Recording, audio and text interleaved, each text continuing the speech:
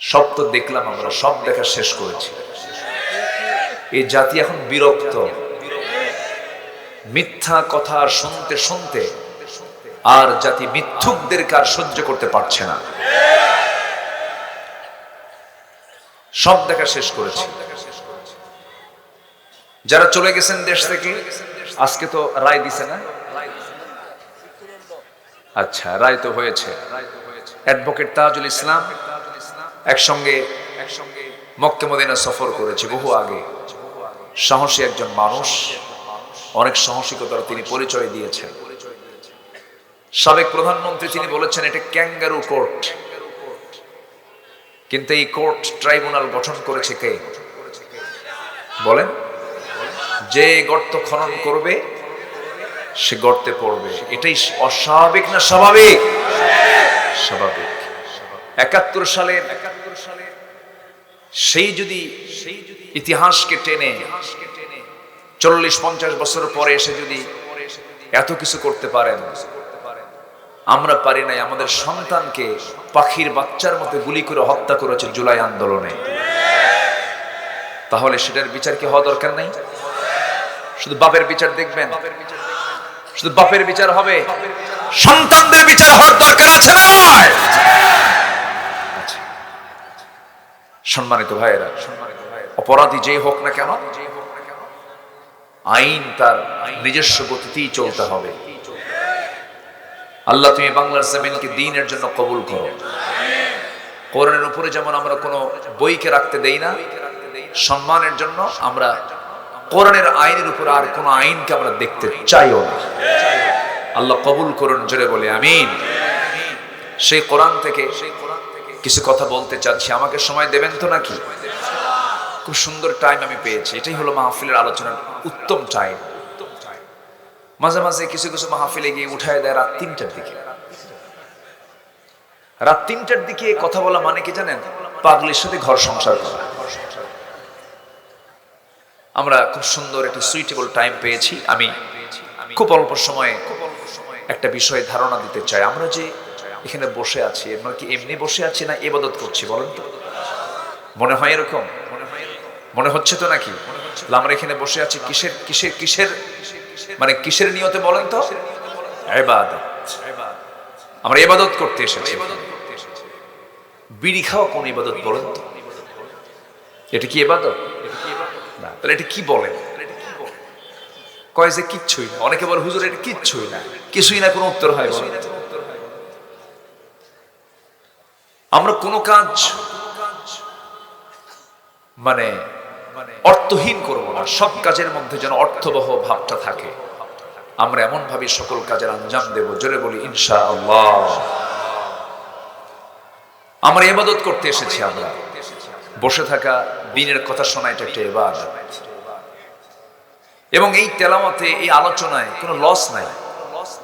আল্লাহ রাব্বুল আলামিন বলেন, ইন্নাল্লাযীনা ইয়াতলুনা কিতাবাল্লাহি ওয়া আকামুস সালাতা ওয়া আনফাকু মিম্মা রাযাকনাহুম সিররান ওয়া আলানিয়াতান ইয়ারজুনা তিজারাতান লান তাবুর।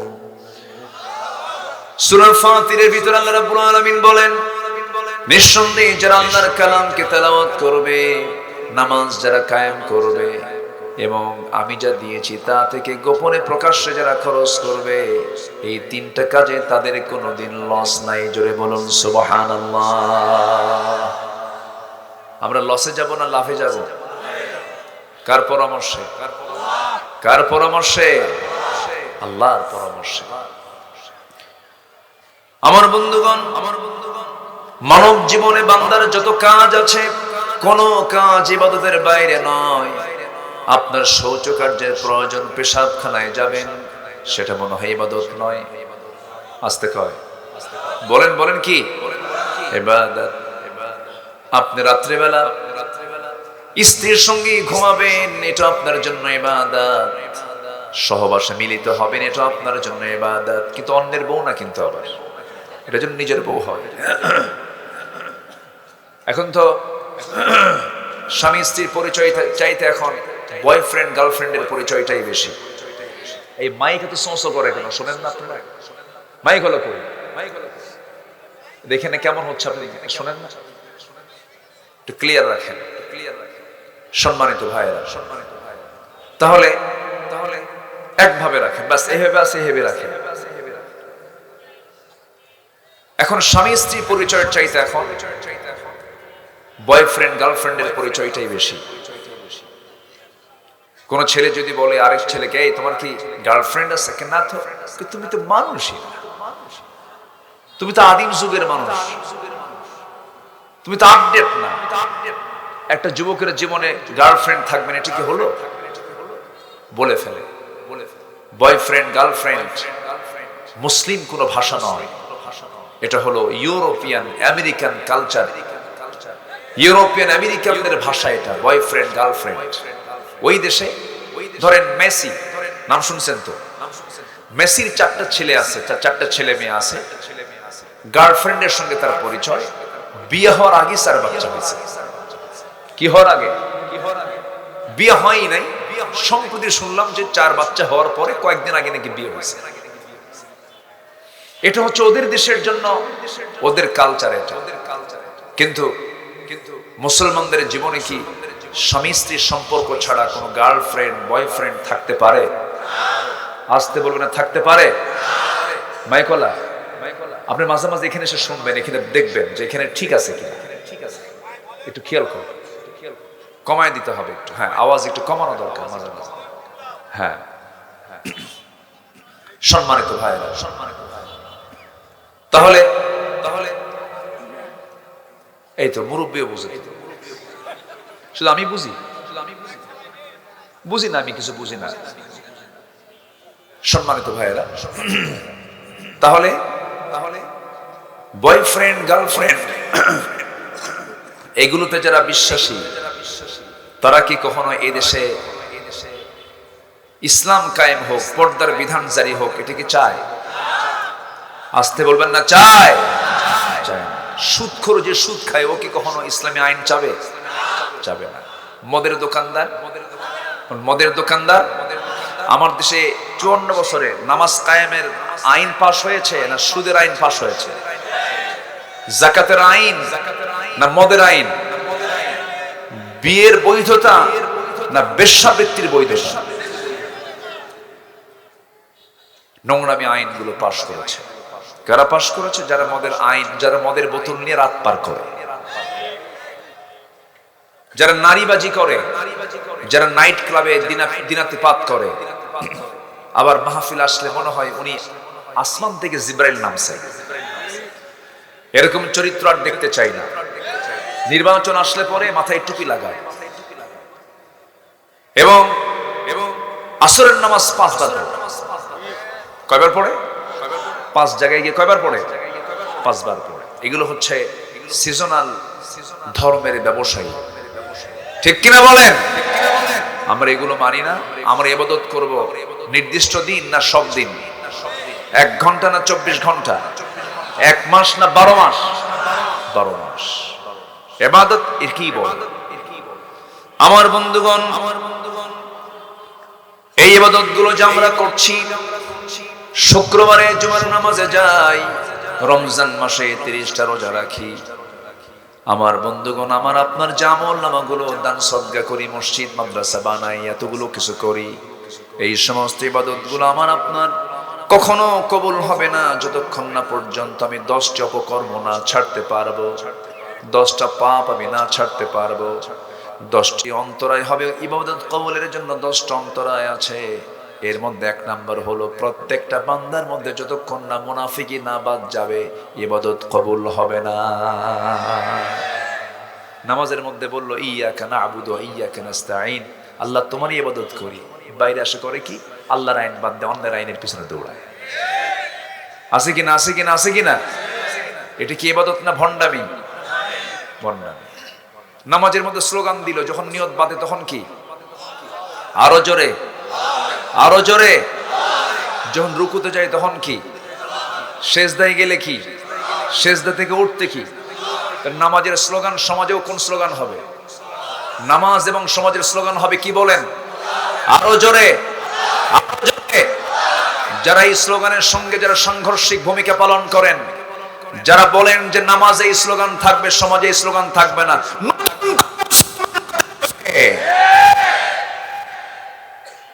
জালো জালো, আগুন জালো। আমরা জ্বালাবো না, আমরা নিভাবো। আমরা কি করব? নিভাবো। রাগ করছেন নাকি আপনারা? শোনেন, 16 বছর কথা ছাড়ি নাই, এখন কথা বাদ দেব? আপনি বললেও তো বাদ দেব না, কথা বলতেই হবে।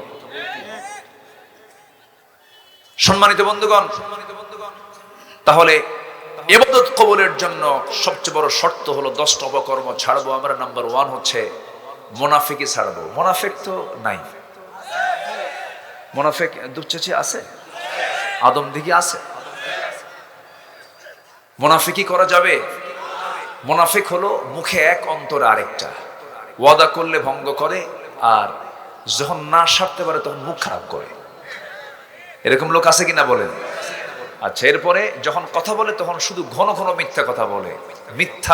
মিথ্যা কথার তালিকায় দেশে সবার আগে কারা? মুনাফিক তো ঠিকই আছে।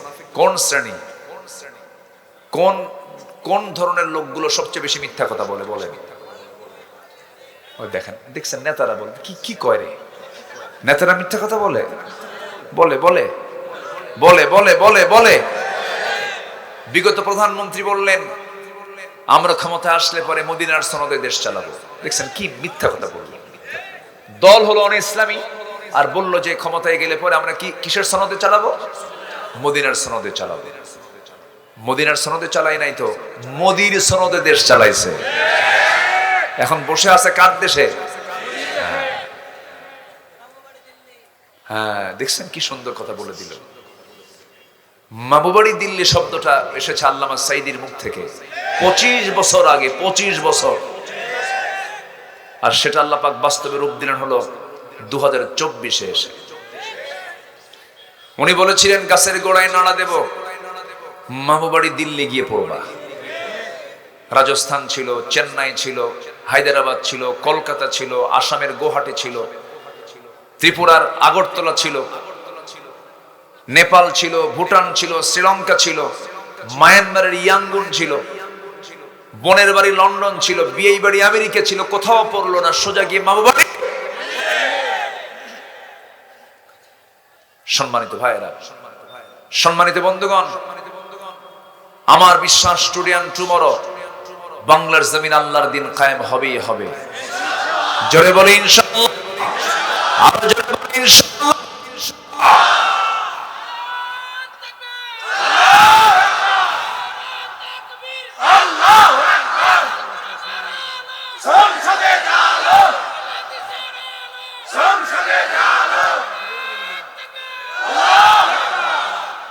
মুনাফিকি ধরবো না ছাড়বো বলেন? মুনাফিকি ধরবো না ছাড়বো? এই এলাকায় অথবা যে এলাকায় বলি, বলুন তো কোন ওয়াক্তে মানুষ বাড়িতে বেশি থাকে? বলেন কোন ওয়াক্তে বলেন? ফজরে। সবচেয়ে কম জোহরে, আসরে, মাগরিবে, এশায় কম থাকে, কিন্তু ফজরে এই ওয়াক্তে সবচেয়ে বেশি লোক কোথায় থাকে বলেন তো? বাসায়। সবচেয়ে কম মুসল্লি কোন ওয়াক্তে? ফজরে। তো বাড়িতে থেকে কি করে? স্বপ্নে চতুর্থ আসমানে চলে যায় মেরাজ করতে। ঠিক আছে না? ওরা স্বপ্নে স্বপ্নে ঘুমের মধ্যে নামাজ পড়ে। আমার রাসূল বলে দিলেন যে বাড়িতে পুরুষ আছে নামাজ ফরজ, মসজিদে আসে না, আমার মন চায় আমি রাসূল নিজে গিয়ে ওই বাড়িতে আগুন লাগাই দিই। কেউ তো নাউজুবিল্লাহ বললেন না। ঠিক তো ঠিকই কইলেন, কিন্তু ঠিক তো নাই। ফজরের সময় মসজিদে মুসল্লি নাই, আবার মাঝে মাঝে 3 জন থাকে। সেই 3 জনকে কি ইমাম, মুয়াজ্জিন আর খাদেম। চাকরি না থাকলে এই 3টাও থাকতো না। বাস্তব বলছি কিন্তু আমি। বলুন তো আমাদের মসজিদগুলো কাঁচা না পাকা? আর আমার নবীর মসজিদ ছিল কি? কিন্তু ঈমান ছিল, নামাজ ছিল পাকা। আর আমাদের মসজিদগুলো কি? পাকা, আর নামাজগুলো কি কাঁচা। মসজিদে ফজর নামাজে মসজিদে মুসল্লি। মুনাফিককে চেনার জায়গা জোহর নয়, মুনাফিককে চেনার জায়গা আসর নয়, মুনাফিক চেনার জায়গা মাগরিব এশা নয়, মুনাফিক চেনার সময় হলো ফজর। ফজরের জন্য 65টা স্পেশাল ফজিলত আছে। ফজরের শুধুমাত্র 2 রাকাত সুন্নত নামাজটা আমার আল্লাহর কাছে খায়রুম মিনাদ দুনিয়া ওয়া মা ফিহা। রাকাতাই সালাতুল ফজর, ফজরের 2 রাকাত সুন্নত আমার আল্লাহর কাছে দুনিয়া এবং দুনিয়ার মাঝে যা কিছু আছে তার চাইতেও বেশি দামি হলো ফজরের 2 রাকাত সুন্নত নামাজ। নামাজ পড়ে না, নামাজের কোনো খবর নাই। এই নামাজ আপনার যদি না থাকে, কোরআনকে বলুন, কোরআন বলো তো কোন পাপের শাস্তি সবচেয়ে বেশি, কোন পাপের জন্য আল্লাহ পাক বেশি ক্ষেপে যান, রেগে যান। সুন্দর করে কোরআন বলছে, فخلف من بعدهم خلف أضاعوا الصلاة واتبعوا الشهوات فسوف يلقون غيا। নামাজ যারা নষ্ট করবে, নফসের যারা দাসত্ব করবে, নফস যা চায় তাই যারা চাবে, এই 2টা অপকর্ম যাদের মধ্যে লুকানো থাকবে, বাস্তবায়ন থাকবে, আল্লাহ বলছেন আমি শুধু তাকে 7টা জাহান্নাম দেব না, এমন কিছু গর্ত দেব যে গর্তকে জাহান্নাম পর্যন্ত ভয় পায়, এমন ভয়ঙ্কর গর্ত। আমি তাকে জাহান্নামের গর্ত, গাই নামক গর্তের মধ্যে আমি তাকে ঢুকায়া ছাড়বো। নাউজুবিল্লাহ। গাই নামক গর্তের মধ্যে 7 শ্রেণী যাবে। কয় শ্রেণী বলেন? এর মধ্যে একটা শ্রেণী হলো যারা নামাজকে নষ্ট করবে। নাম্বার 2 হলো যারা বাপ মার হক আদায় করবেন। সন্তান বুঝি দুপচাচে আদম দেখি নাই? হ্যাঁ, আছে আছে আছে আছে আছে। এমন কিছু অপরাধী ওই গাই নামক গর্তের মধ্যে যাবে যারা সুদের কারবার করেছে, জেনার কারবার করেছে, বুড়া জেনাকার, বুড়া হয়েছে জেনা বাদ দেয় না। আছে না আছে না আছে না আছে না আছে না? এই সমস্ত অপকর্মগুলো আজকে সমাজে অ্যাভেলেবেল হয়ে গেছে। পাপকে আজকে মানুষ পাপই মনে করে না, দেখেও কিছু মনে হয় না। ওই লোকের মতো যার মেয়েকে বিয়ে দিয়েছে ঢাকার ট্যানারির আশেপাশে, ট্যানার আশেপাশে সুগন্ধ না দুর্গন্ধ, দুর্গন্ধ গোটা দেশের সমস্ত চামড়াগুলো সেখানে গিয়ে প্রসেস হয়, পচা গন্ধ।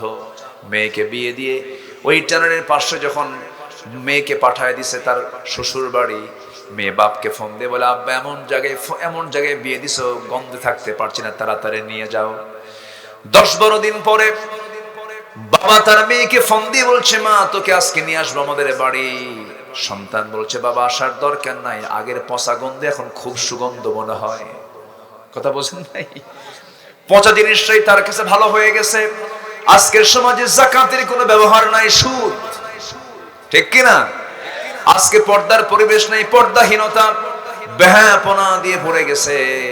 যে দোকানে মহিলা দোকানদার, সেই দোকানে কাস্টমার কম না বেশি?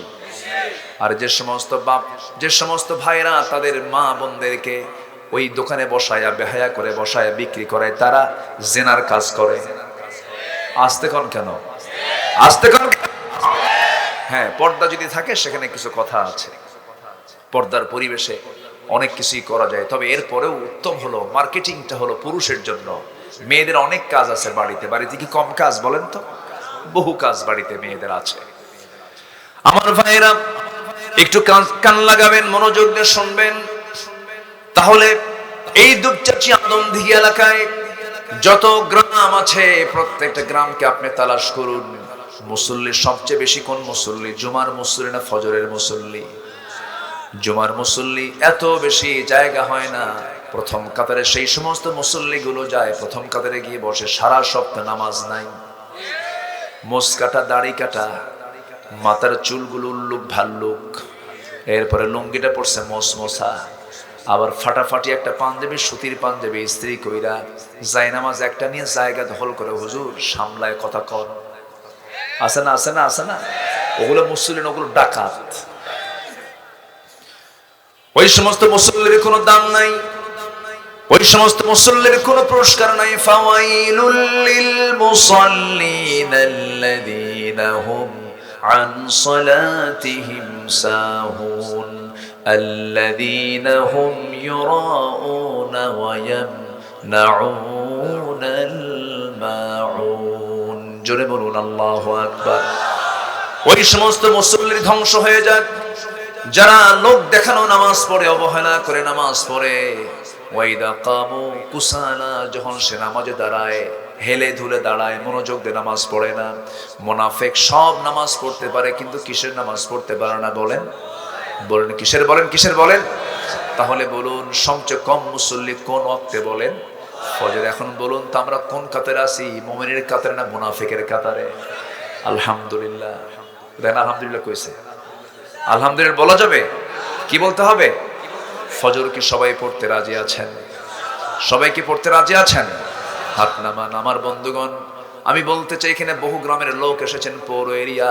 আপনার গ্রামকে আপনার দেখার দায়িত্ব আছে না নাই? আপনি নিজে একজন দায়িত্বশীল হয়ে যান। দাওয়াতি কাজ কি একার না সবার? আল্লাহ রাব্বুল আলামিন বলেন, ওয়ামান আহসানু কাওলাম মিম্মান দাআ ইলাল্লাহি ওয়া আমিলা সালিহান ওয়া ক্বালা ইন্নানি মিনাল মুসলিমিন। জোরে বলুন আল্লাহু আকবার। তার কথার চাইতে উত্তম কথার কার হতে পারে? যে বান্দাগুলো মানুষকে আল্লাহর দিকে ডাকে, ওয়া আমিলা সালিহান, নিজে ভালো কাজ করে। নিজে কি কাজ করে? ভালো কাজ করে। লিমা তাকুলুনা মা লা তাফআলুন, সেই কথা তুমি কেন বলতে যাও যেটা তুমি নিজে করো না? আল্লাহ পাক এটাকে পছন্দ করেন না, এইজন্য বলছেন ওয়া আমিলা সালিহান, দাওয়াত দেয় আল্লাহর দিকে, নিজেও ভালো কাজ করে। আর বুক উঁচু করে বলে প্রথম পরিচয়, আমি বাঙালি, বাংলাদেশি না মুসলমান। কারণ আমরা কি বলেন বলেন বলেন আমরা কি এই 16 বছর শুধু বাঙালির জিকির করছে? কিসের জিকির করেছে? আমরা বাঙালি, আমার বাংলাদেশে, ঠিক আছে ভালো কথা, কিন্তু আমাদের প্রথম পরিচয় কি? আমাদের জাতির পিতাকে। এখানে প্যাঁচ লাগাইছিল না? প্যাঁচ লাগাইছিল কি না? প্যাঁচ ছুটাই দিছে সব, যা সব প্যাঁচ ছুটাই দিছে। জাতির পিতা হওয়া সস্তা না। বিড়ি খায় জাতির পিতা হওয়া যায় না। বিড়ি খাওয়া দেখছেন? দেখছেন হোক্কা টানা দেখছেন? কি কি টানটা টানছে, হ্যাঁ চড়ক চড়ক। হ্যাঁ, যে নেতৃত্বে নামাজ নাই, যে নেতৃত্বে আল্লাহর দ্বীন নাই, সে আমার বাপ যদি নাতা হয়।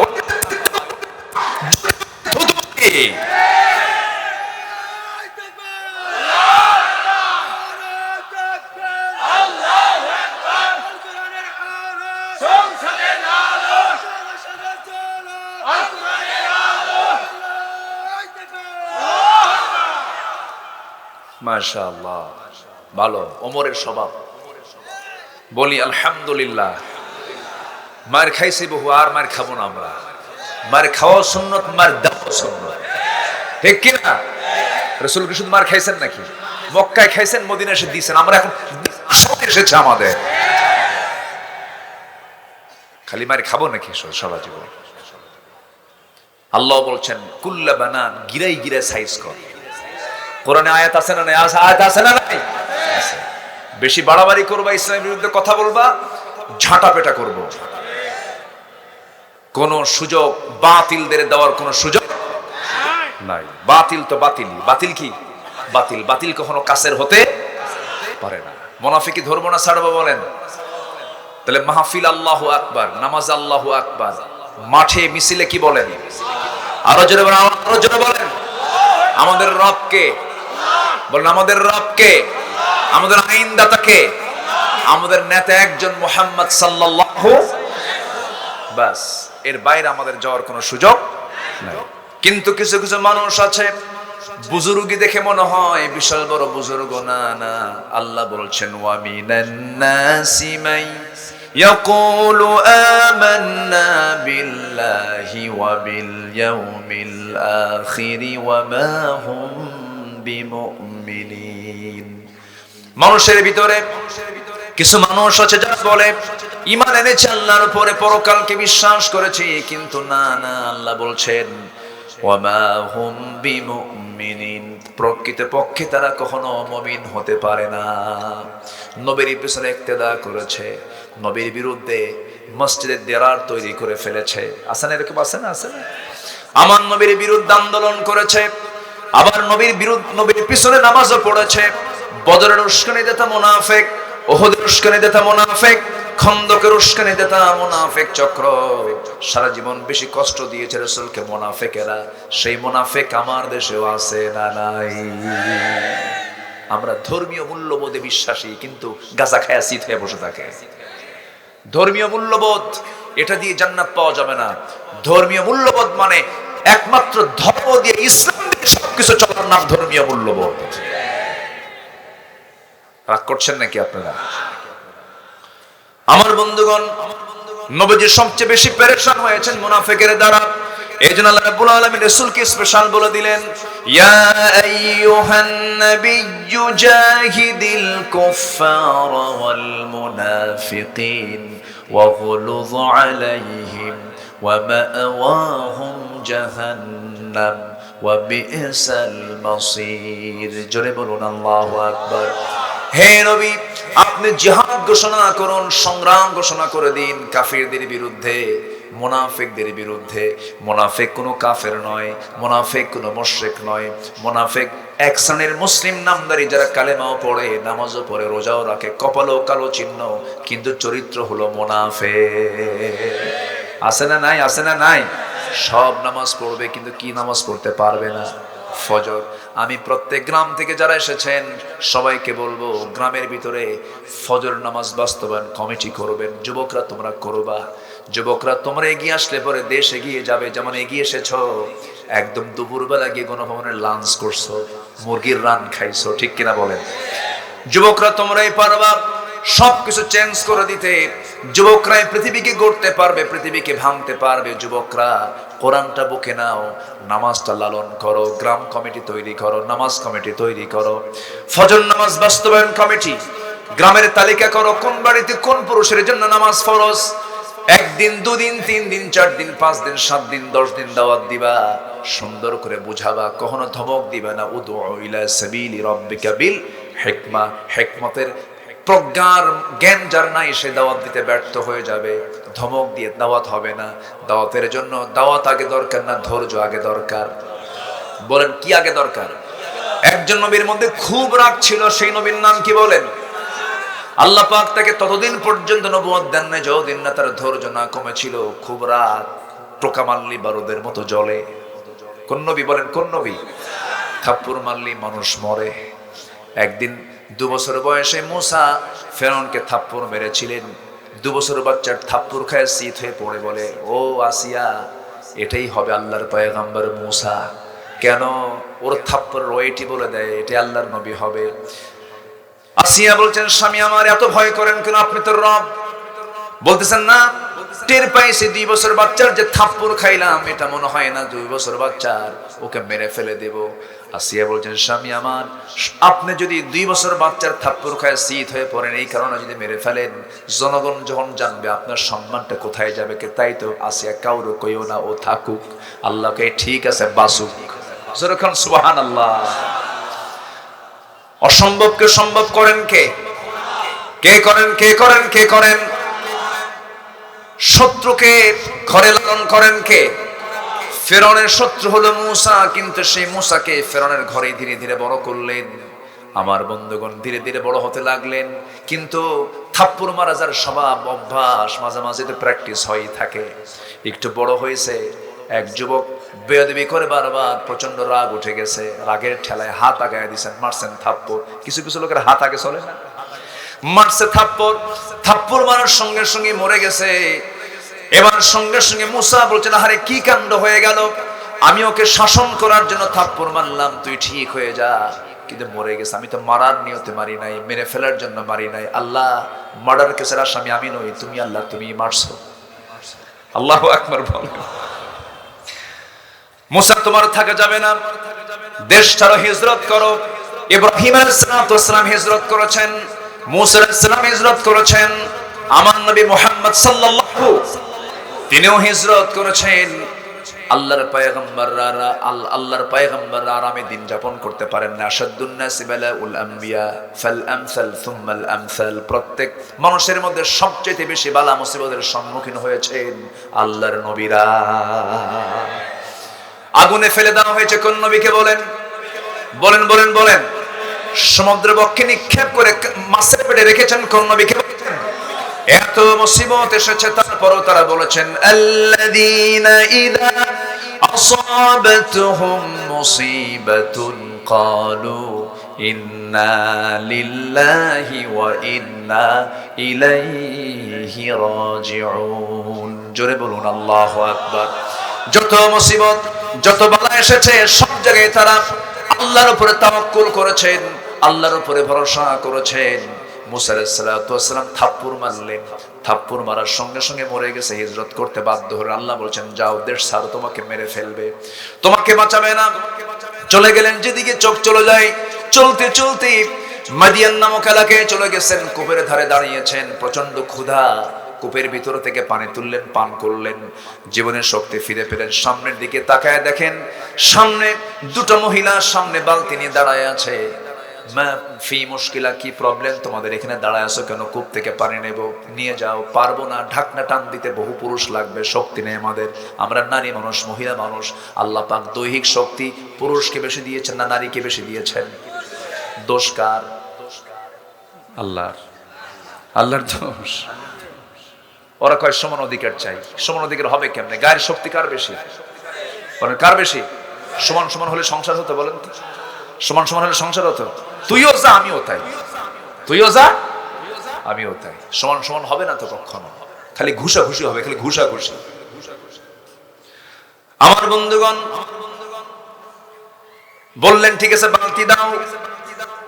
সাহায্যকারীর ভূমিকায় চলে গেলেন, বালতি নিলেন, কূপের ধারে গেলেন, ঢাকনায় টান দিলেন।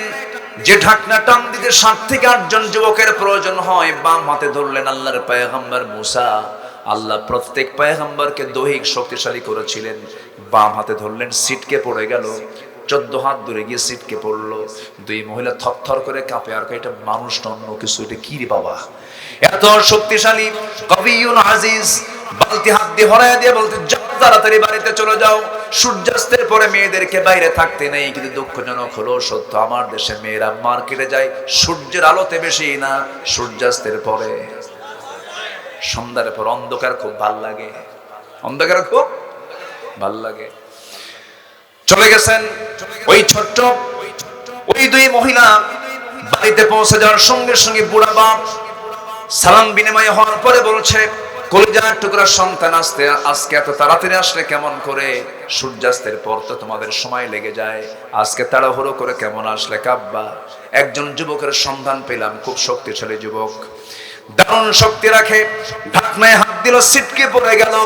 এবার বৃদ্ধ পিতা বলছে, ও আমার বড় মেয়ে কালকে গিয়ে ওই কূপের পাশে দাঁড়াবে, ওই যুবকের সন্ধান পেয়ে যাবে, আমার পক্ষ থেকে সালাম জানায় বলবে আবুনা শাইখুন কাবীর, আমাদের বাপ বড় বুড়া মানুষ, সালাম জানিয়ে বলবে আমি তাকে দাওয়াত দিলাম, সেজন্য আমার বাড়িতে আসে। এই কথা বলে মেয়েকে পরের দিন পাঠায় দিয়েছেন, চলে গেছে। যুবকের সঙ্গে দেখা হলো, সালাম বিনিময় হওয়ার পরে বলছে, আপনাকে আমার আব্বা দাওয়াত দিয়েছেন, আপনি যাবেন নাকি? মনে মনে চিন্তা করলেন, এই এলাকায় একটা মানুষ আমাকে চিনে না, এমনিতে বেকায়দায় চলে আসছি, কেউ তো চিনে না, চিনলে তো ভালোই হয়, পরিচয় হলে ভালোই হয়, ঠিক আছে যাব। কিন্তু মহিলা, আমি যাব কেমনে? বাড়ি ঘর তো চিনি না। বাড়ি ঘর চিনেন না তো কি হয়েছে? কোনো সমস্যা নাই, আমি আপনাকে নিয়ে যাব, আমি সামনে সামনে চলবো, আপনি আমার পিছে পিছে চলবেন, আমি ডানে যাব, আপনি ডানে যাবেন, আমি বামে যাব, আপনি বামে যাবেন, কোনো সমস্যা নাই। এবার মুসা বলছেন, মহিলা তুমি আমারে চেনো নাই, আমি সেই পুরুষ না, আমি তোমার পিছে পিছে থাকবো, আর তুমি নারী আমার সামনে সামনে থাকবে। নেতৃত্বের জন্য নারী নয়, আমি পুরুষ সামনে সামনে থাকবো, কারণ আমি যদি তোমার পিছনে থাকি আমার চোখের গুনাহ হয়ে যাবে, তুমি নারী মানুষ, আমার চোখের জেনা হয়ে যাবে, আমি চাই না আমার চোখের জেনা হোক, আমি সামনে থাকবো, তুমি আমার পিছে পিছে থাকবে। শুধু 2টা শব্দ বলবা, অতিরিক্ত কোনো কথা বলা যাবে না, পুরুষের সঙ্গে শুধু 2টা শব্দ বলবা। যদি ভুল করে ডানে যাই বাম বলবা, ভুল করে বামে যাই ডান বলবা, বাম ডান বাম ডান, এর বাইরে একটা শব্দ কোনো উচ্চারণ করা যাবে না। মহিলা মনে মনে কয়, গতকালকে দেখলাম শক্তিশালী, আজকে দেখি দারুণ চরিত্র, এই পুরুষের কাছে নারীর মর্যাদা থাকবে, নারীর সম্মান থাকবে, নারীর সতীত্ব থেকে যাবে। খুব চরিত্রবান যুবক বটে, একজন আদর্শ নারী ওই রকম পুরুষকেই পছন্দ করার কথা যার মধ্যে দুইটা গুণ থাকবে, একটা হচ্ছে চরিত্র, আরেকটা হচ্ছে শক্তি। আরেকটা কি বলেন? শক্তি। কিন্তু আজকের মেয়েরা কি এই চরিত্র পছন্দ করে নাকি? এই গুণ পছন্দ? এই যুগের মেয়েরা পছন্দ করে হলো ফাটা প্যান্ট। কি প্যান্ট বলেন তো? দুই হাঁটুর প্যান্ট কি ফাটা, দুই হাঁটুতে প্যান্ট কি ফাটা। মাথার চুল হলো ভাল্লুকের মতো, দুই দিকে চুল নাই, পিছনেও চুল নাই, মাথার উপরে গোল কইরা কাউয়া কাটিং। মেয়েদের মাথার চুল হলো কেমন? মেয়েদের মাথার চুল ছিল কালো, এটাকে বিভিন্ন ডিজাইন করে লাল, নীল, হলুদ, ভেড়া মডেল। কি মডেল? রুচির পতন হয়ে গেছে, রুচির কোনো গন্ধ আজকের সমাজে নাই। পর্দা পরিবেশের কোনো গন্ধ নাই, পর্দা করে না, বোরকা পরে না, এমন বোরকা পরে বোরকার গায়ে আবার আয়না লাগানো। আয়না মানে আসো, এই জাতীয় বোরকা পরা যাবে না। বোরকা হবে কয় কালার? কয় কালার? সেটার নাম কি বলেন? আরো জোরে, আরো জোরে। এটাই হলো তাকওয়া। আমার মায়েরা কি মাহফিল আছে? আমার বন্ধুগণ, এবার মুসা বলছেন আমি সামনে সামনে যাব, তুমি আমার পিছে পিছে আসবে। চলতে চলতে চলতে চলতে বাড়ি পেয়ে গেছেন। বাড়ি পর সঙ্গে সঙ্গে বৃদ্ধ লোকটার সামনে দাঁড়ানো, সালাম দিলেন মুসা আলাইহিস সালাতু ওয়াস সালাম, করমর্দন করলেন, আলিঙ্গন করলেন। এবার বলছেন, হে যুবক, তোমাকে আমি চিনি, আমাকে আপনি চিনেন কেমনে? তোমার নাম তো মুসা।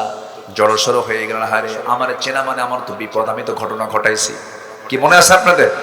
আমার চেনা মানে তো বড় বিপদ হয়ে যাবে। সঙ্গে সঙ্গে বলছেন, আপনি আমাকে চিনেন কেমনে? আমি তো বুঝতে পারলাম না, এত দূর আসলাম। এবার বৃদ্ধ লোকটা বলছে, শোনো, শুধু নাম জানি না, কামও জানি কি, থাপ্পড় মারছো, মানুষ মরে গেছে, এরপরে আসছো। আরো জড়সড় হয়ে গেছেন। এবার বলছেন, ও যুবক, তুমি যার সামনে দাঁড়িয়ে দাঁড়িয়ে কথা বলছো, এই যুবক, এই বৃদ্ধকে, যে বুড়ার সামনে কথা বলছো, এই বুড়া সাধারণ কাতারের বুড়া নয়, সাধারণ মানুষের মধ্যে সাধারণ মানুষ নয়। এই বুড়ার পরিচয় হলো ওয়া ইলা মাদিয়ানা আখাহুম শুআইবা।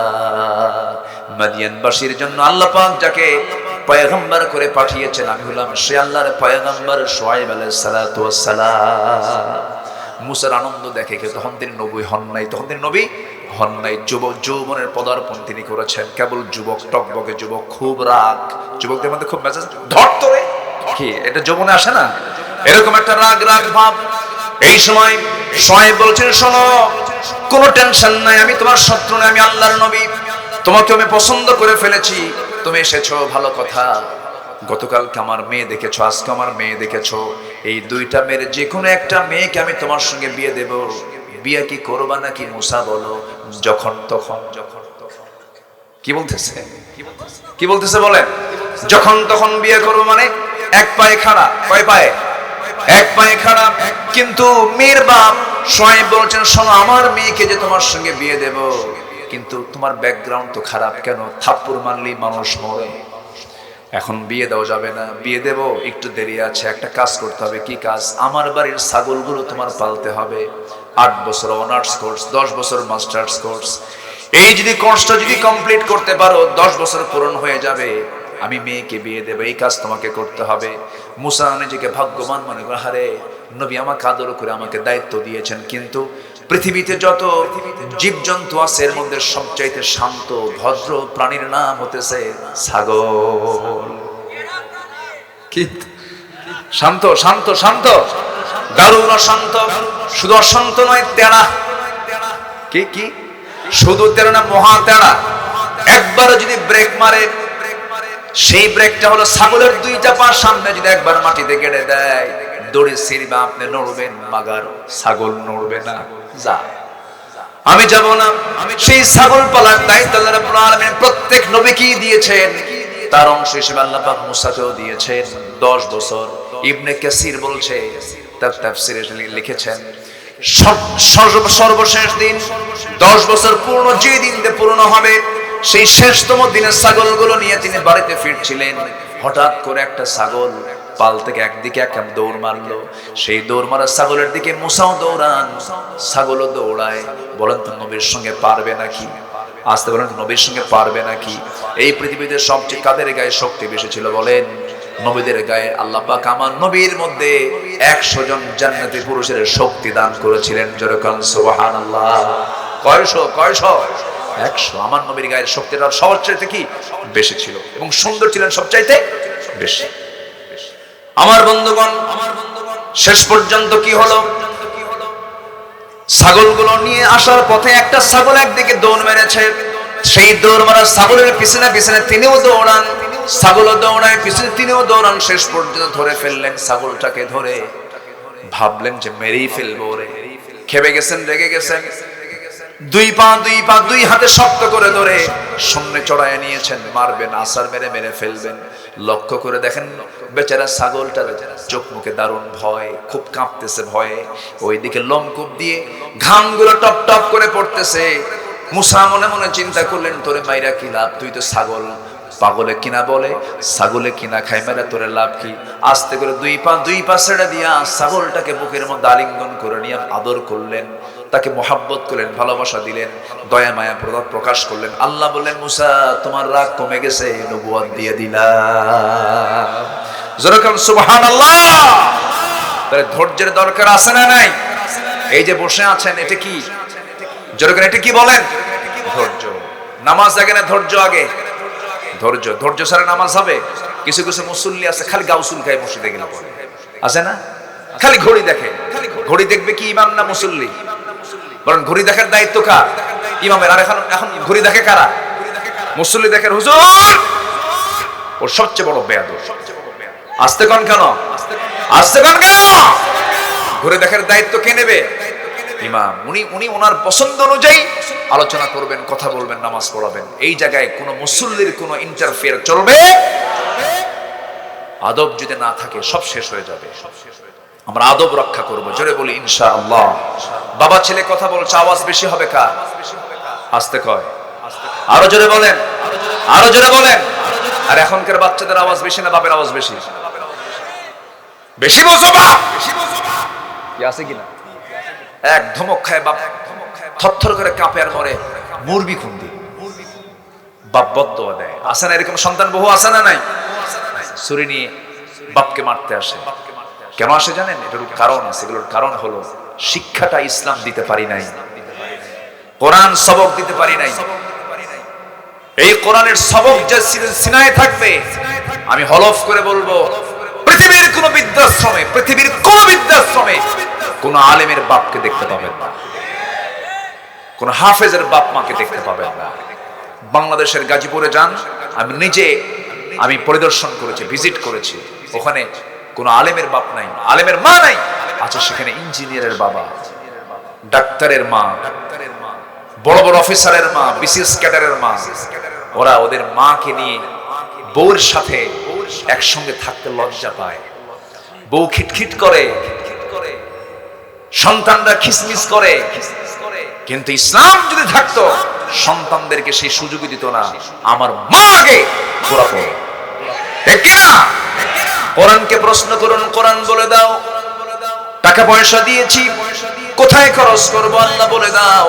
1 নাম্বার খরচের খাতটা কি? ইয়াসআলুনাকা মাযা ইউনফিকুন কুল মা আনফাকতুম মিন খায়রিন ফালিল ওয়ালিদাইনি ওয়াল আকরাবিন। জোরে বলুন আল্লাহু আকবার। খরচ করবে কোথায়? 1 নাম্বার হলো বাপ মার জন্য, এরপরে নিকটতম আত্মীয় স্বজনদের জন্য। এই জন্য আমার বন্ধুগণ, আমাকে আপনাকে সিদ্ধান্ত নিতে হবে। আমি ভুল করেছি, দিনগুলো শিখে নেব, ইসলাম শিখে নেব, কোরআন শিখে নেব। সন্তানদেরকে কোনো ক্রমে দিনী শিক্ষা ছাড়া আগে অন্য শিক্ষার দিকে নিয়ে যাব না। ডাক্তার হবে, হাফেজ ডাক্তার হবে, ইঞ্জিনিয়ার হবে, হাফেজ ইঞ্জিনিয়ার হবে, এরপরে জজ হবে, হাফেজ জজ হবে, এমপি হবে, আলেম এমপি হবে, ইঞ্জিনিয়ার হবে, আলেম ইঞ্জিনিয়ার হবে, এরপরে মেজর হবে, হাফেজ মেজর হবে, ডাক্তার হবে, হাফেজ ডাক্তার হবে। এরকম করে করে যদি সব জায়গায় এরকম ইলমেওয়ালা লোকগুলো যদি সেটেল হয়ে যায়, অন্তত সেই ইঞ্জিনিয়ার কখনো রডের বদলে কখনো বাঁশ দেবে না। কি কথা কি বুঝতেছেন? কথা কি বুঝতেছেন? আল্লাহ বোঝার তৌফিক দান করুন। জোরে বলি আমিন। তাহলে প্রত্যেক প্রত্যেকটা গ্রামে আমরা ফজর নামাজ বাস্তবায়ন কমিটি গড়ে তুলবো ইনশাআল্লাহ। সবাইকে রাজি আছেন? যদি আজকের মাহফিলের ফলাফল যদি দেখেন যে জুমার মুসল্লির চাইতে ফজরের মুসল্লি মসজিদে বেড়ে গেছে, ভাবতে হবে আপনার গ্রাম হয়ে গেছে মাদক মুক্ত, নেশা মুক্ত একটা আদর্শের গ্রাম হয়ে গেছে। আল্লাহ কবুল করুন, আল্লাহ কবুল করুন, আল্লাহ কবুল করুন। আমি শেষ করে দেব, আলোচনা চালাবো। জোরে বলি ইনশাআল্লাহ, আর জোরে বলি ইনশাআল্লাহ। আমরা মুনাফিক হব না মুমিন হবে? মুনাফিক কোন নামাজ পড়তে পারে না? মনে আছে তো, মনে থাকবে তো? আল্লাহ আল্লাহ আল্লাহ। আপনি কি রাগ করতেছেন নাকি আমার কথায়? আমরা কিন্তু নিজেরাই ধরা খেয়ে। ফারুক একদিন মাঝে মাঝে, ওমরে ফারুক রাদিয়াল্লাহু তাআলা আনহু, আচ্ছা ঠিক আছে, হ্যাঁ আসবে তো। কি যেন বলতেছিলাম ভুলে গেলাম। ওমরে ফারুক রাদিয়াল্লাহু তাআলা আনহু মাথার মধ্যে একটা কিছু ঢুকিয়ে দিলে হেরে যায় অন্য কিছু, তাই আসবে, সমস্যা নাই। ওমরে ফারুক নাম শুনছেন তো সবাই? কয় নাম্বার খলিফা বলেন? 2 নাম্বার খলিফা। বহুদিন আগে এক মাহফিলে বললাম ওমরে ফারুককে চিনেন কে? সামনে দিকে এক ছেলে দাঁড়ায় বলে হুজুর চিনি। কে? আমাদের বাড়ির তো তলায় ভাড়া থাকে। এটা সেই ওমর না, এটা হচ্ছে অর্ধজাহানের শাসনকর্তা, একদম আড়ম্বর নয় অনাড়ম্বর জীবনের অধিকারী। পাঞ্জাবির পিছনে ছেঁড়া, একা একা চলে, ফকিরি জীবন, উঠির ঘরে তার জীবন চালিয়েছেন সাইয়্যিদনা ওমর ফারুক রাদিয়াল্লাহু তাআলা আনহু। জনগণের ঘুমের কষ্ট না হওয়ার কারণে, জনগণ যেন ঘুমে কষ্ট না পায়, রাতের বেলা তিনি খালি পায়ে হাঁটতেন, যেন জুতার সাথে সাথে যেন পাথরের ধাক্কায় শব্দ তৈরি হয়ে আমার নাগরিকের যেন ঘুম নষ্ট না হয়। যেরকম সুবহানাল্লাহ। আর নেতা আসিতেছেন ঢাকা থেকে, 3 ঘন্টা হাইওয়ে বন্ধ, ওই নেতৃত্ব মানি না আমরা, ঠিক কিনা কম? আল্লাহ বুঝার তৌফিক দান করুন, জোরে বলি আমিন। সেই ওমর ফারুক বলছেন যে দেখো তো হুযায়ফা, আমি তোমার কাছে আসছি। কি জন্য?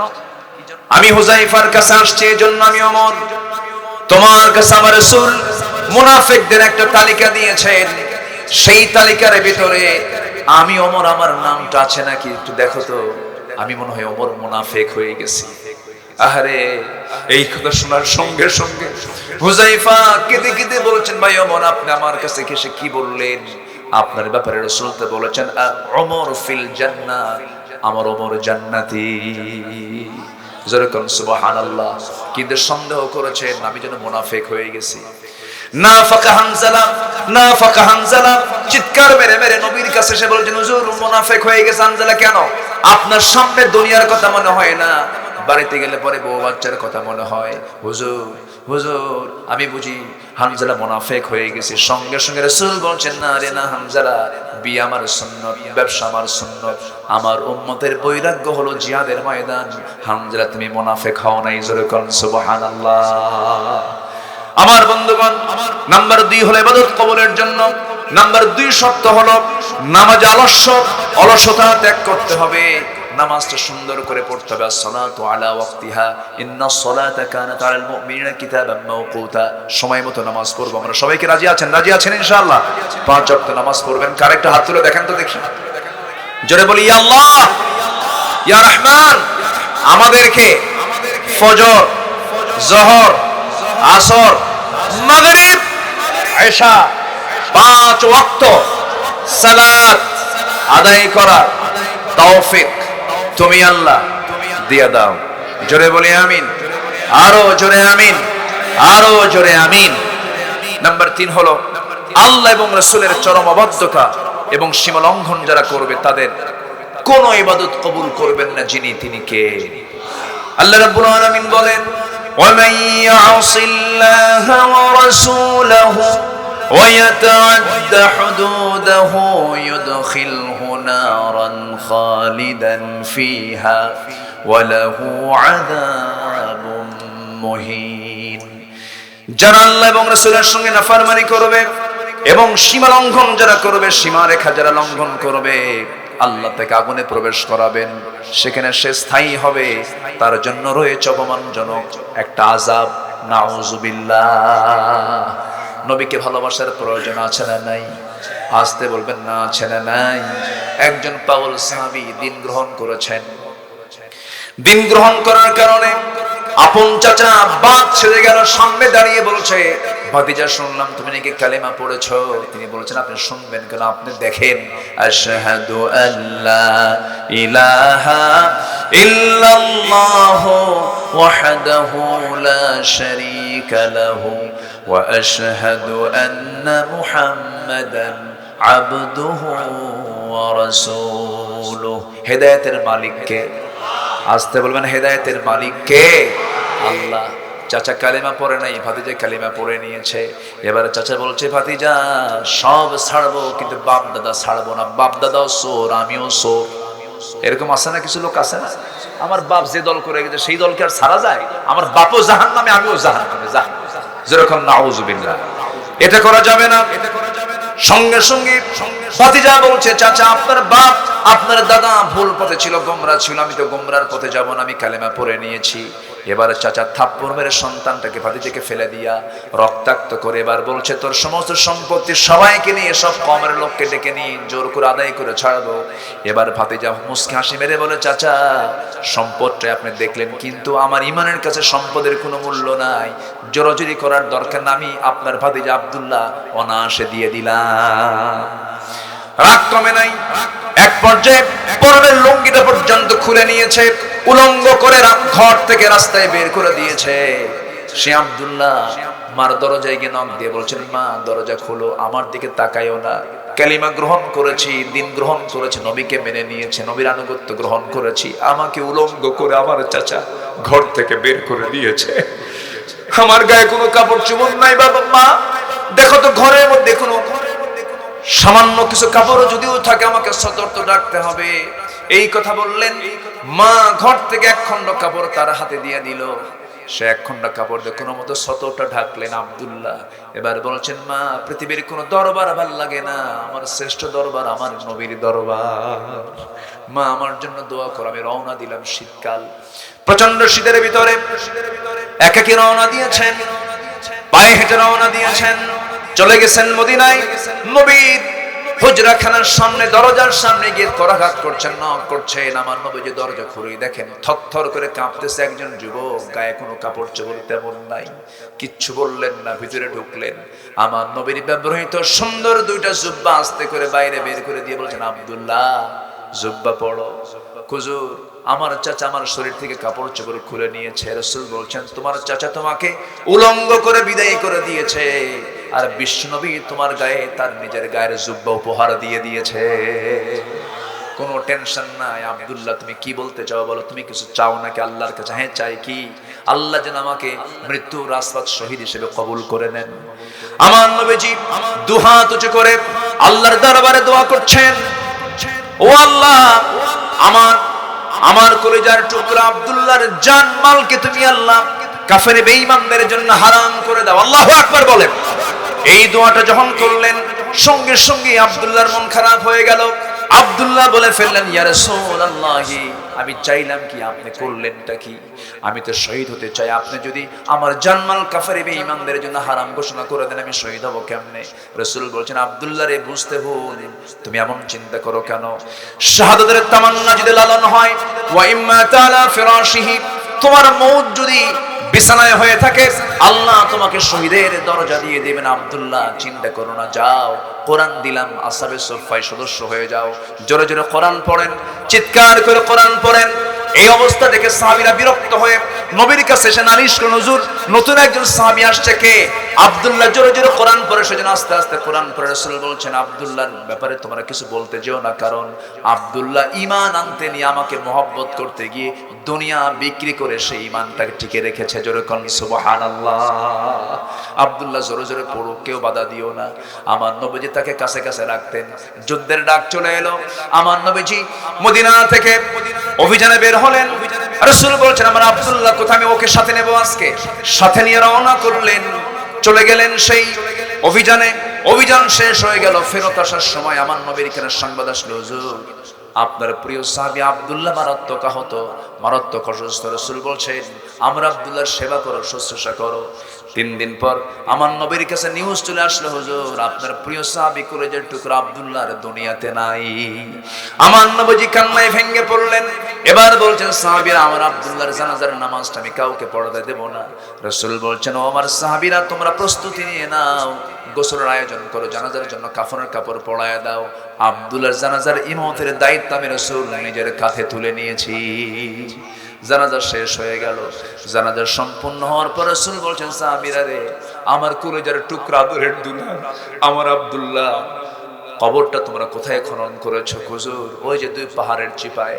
রাসূল বলছেন, সাহাবীরা রে, ও আমার সাহাবীরা, আব্দুল্লাহর কবরে আমাকে নিয়ে যাও।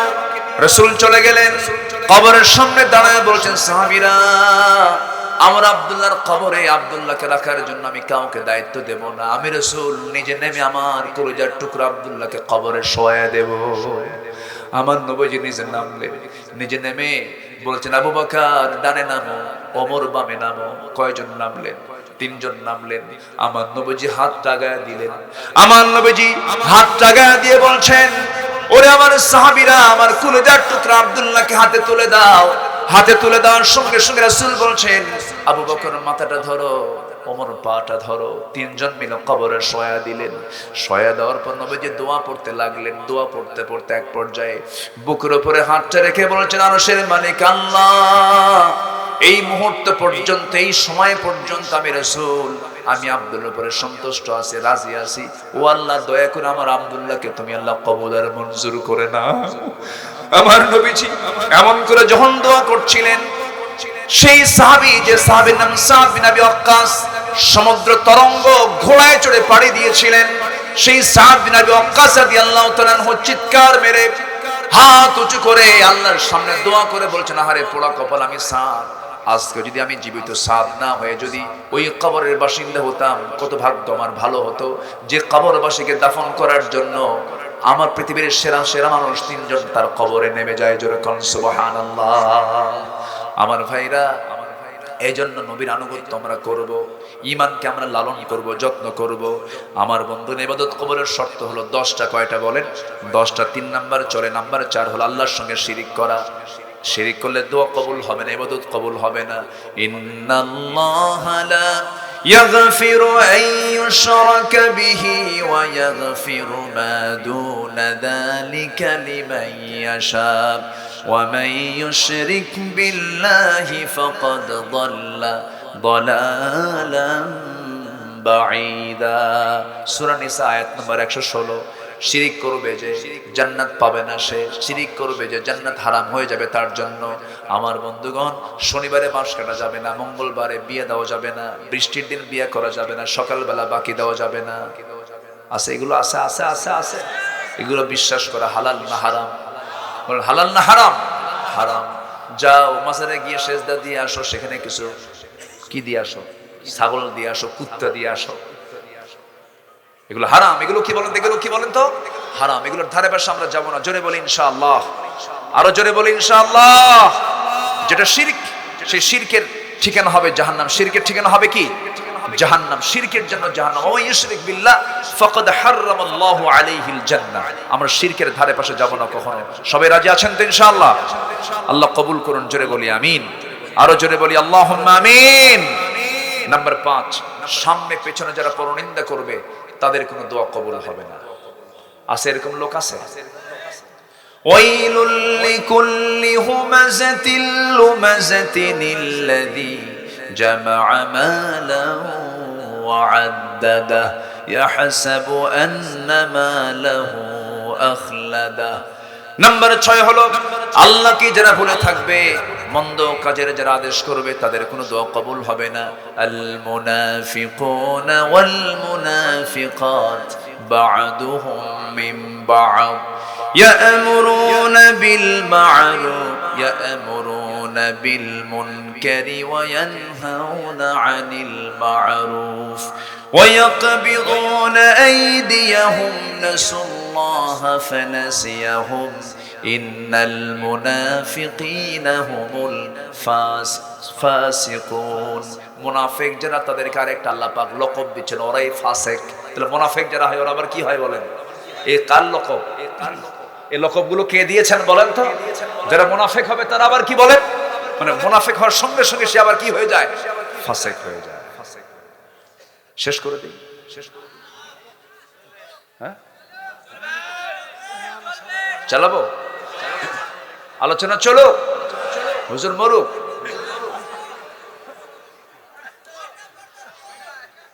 মাশাআল্লাহ, যে আজকের মাহফিল, মাশাআল্লাহ আমি খুবই খুশি হয়েছি, এত দ্রুত আপনারা মাহফিলে চলে আসছেন। আলহামদুলিল্লাহ বলেন, জোরে বলি আলহামদুলিল্লাহ। মাহফিল এমনই হওয়া উচিত। আমার পরে আরো মেহমান আছে, তো আমার ছোট ভাই আছে, আপন ছোট ভাই, সে কথা বলবে, আপনারা শুনবেন। আমার অনেক দিনের ছোট, প্রায় এক যুগ ছোট সে। আজকে তার আলোচনা আপনারা প্রাণ খুলে শুনবেন ইনশাআল্লাহ। আমি একটু ভাঙ্গা চূড়া একটু ঘষাঘষি করে দিয়ে চলে গেলাম। সবাই নামাজ পড়বো তো ইনশাআল্লাহ। এশা এবং ফজর যারা জামাতে হবে, আল্লাহ পাক তাকে গোটা রাতের নফল নামাজের সওয়াব দিয়ে দিবেন। আজকের এশা এবং ফজর যেন জামাতে হয়, জোরে বলি ইনশাআল্লাহ। আল্লাহ কবুল করুন, আল্লাহ কবুল করুন। নাম্বার 7 হলো, শয়তানের যারা পদাঙ্ক অনুসরণ করবে তাদের কোনো দোয়া কবুল, ইবাদত কবুল হবে না। একই ব্যক্তি মাহফিলের সভাপতি, আবার একই ব্যক্তি আবার যাত্রা কমিটির সভাপতি, আছে কিনা বলেন, আছে কিনা বলেন? একই ব্যক্তি জুমার নামাজও পড়ে, আরেক ব্যক্তি আবার নাইট ক্লাবে গিয়ে মদ খায়, আছে কিনা বলেন? হাজী সাহেব হজ করে আসছে, বউকে ন্যাংটা করে দুবসাছে শহরে ঘরে, এমন হাসি পাসি আছে না নাই? এগুলো শয়তানের পদাঙ্ক অনুসরণ। ওরা আল্লাহকে খুশি করতে চায়, শয়তানের যেন বেজার না হয়। যেরকম নাউযুবিল্লাহ। হোটেল মে শরাব পেও, মসজিদ মে নামাজ পড়ো, হোটেলে গিয়ে মদ খাও, মসজিদে গিয়ে নামাজ পড়ো, আল্লাহ খুশি হোক, শয়তানও বেজার না হোক। নাউযুবিল্লাহ বলেন।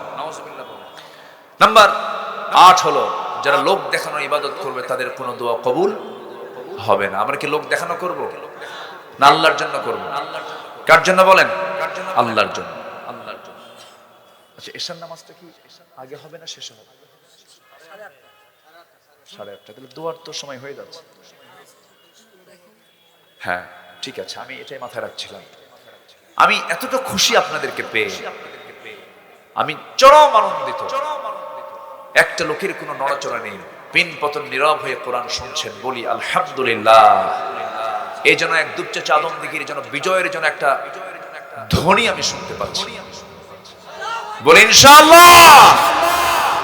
এক কথাই বলি, নূর মোহাম্মদ আবু তাহের চিনেন তো নাকি?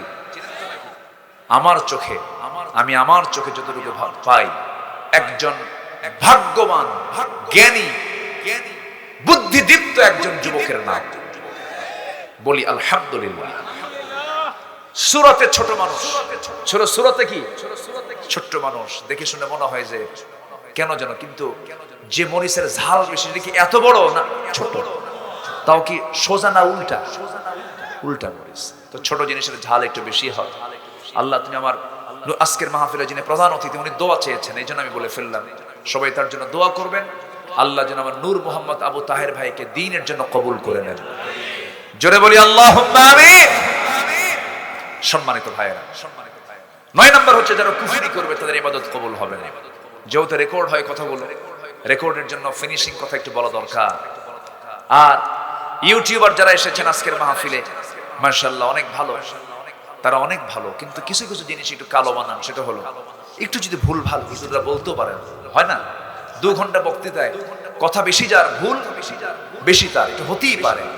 ভুল যেটা হয় ইউটিউবাররা করে কি জানেন, ওই ভুলটাই ফরওয়ার্ডে দেন, দেখুন হুজুরের কি কাণ্ড। এই আছে কিনা বলেন? এটা করবেন না, এটা কখনো করবেন না। এটা অনেকের জন্য বিশাল একটা মান সম্মানের বিষয় হয়ে দাঁড়ায়। মান সাতারা মুসলিমান সাতারাহুল্লাহু ইয়াউমাল কিয়ামা। যে ব্যক্তি কোনো মুসলমানের দোষকে, অনিচ্ছাকৃত একটা দোষ হয়ে গেছে, ভুল হতে পারে, যে আড়াল করবে, আল্লাহ পাক কিয়ামতের দিন তার দোষকে আড়াল করবে। আমি আমার এই 26 বছর, 25-26 বছর আমি চেষ্টা করেছি, আমি আজ পর্যন্ত আমি এটা মাথায় রাখি, মঞ্চে উঠে আমি 1000 বার ভেবে একটা শব্দ চয়ন করার চেষ্টা করি।